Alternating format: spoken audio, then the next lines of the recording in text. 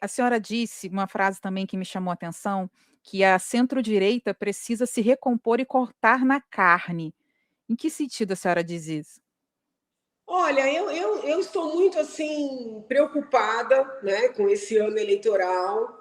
Eu vejo que o Caiado tenta ali, mas também não está conseguindo se viabilizar. A Zema, a mesma coisa. Tem o Renan, que vem crescendo, mas está num partido sem tempo de TV, sem fundo. Então, assim, os quadros de centro-direita que se apresentaram não estão conseguindo se viabilizar. Por quê? Porque o presidente Bolsonaro impôs o Flávio Bolsonaro, tá? Mesmo antes desses escândalos todos serem publicados, serem conhecidos, o Flávio já não era um bom candidato. Assim, não, ainda que ganhe, não é um bom quadro, né? O Flávio, quando começou o governo Bolsonaro, foi a situação frágil do Flávio diante da acusação de rachadinha, diante de toda aquela situação envolvendo o Queiroz. Foi toda essa fragilidade do Flávio que fragilizou o governo Bolsonaro, né? Foi a situação do Flávio que fez com que o Bolsonaro, de certa forma, esvaziasse a Lava Jato e prejudicasse a pauta anticorrupção que o elegeu. Então, assim, a minha crítica à escolha do Flávio, ela é até anterior ao escândalo Master. Mas na medida em que essas informações não param de serem publicadas, eu penso que a direita tem que ter a coragem, né, de dizer, olha, não dá para ser esse rapaz. Né? Se ele quiser concorrer a senador, se ele quiser concorrer a deputado, que o povo do Rio decida.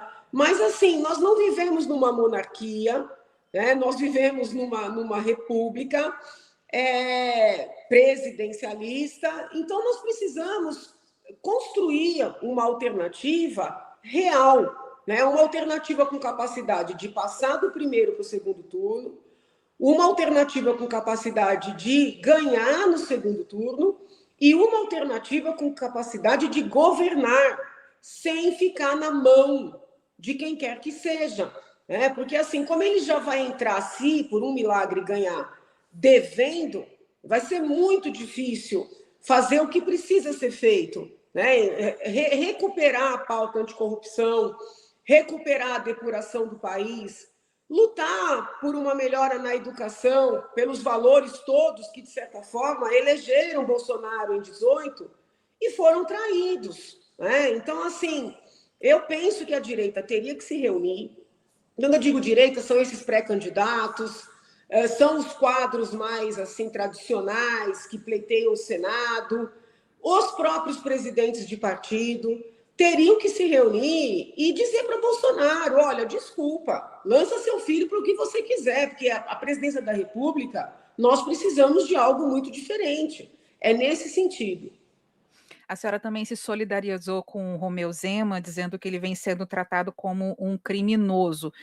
A senhora vê que as atitudes de Romeu Zema surpreendeu, sobretudo, os eleitores de Flávio Bolsonaro, porque os eleitores devem ter entendido que Romeu Zema faria uma candidatura auxiliar à de Flávio, por isso a surpresa, até mesmo a decepção? Pode ser que seja isso. Agora, infelizmente, eu disse isso em 18, antes da eleição, disse isso na convenção do PSL no Rio de Janeiro. O bolsonarismo é um petismo com sinal trocado. Então, imagine que apareça alguém que queira concorrer com Lula.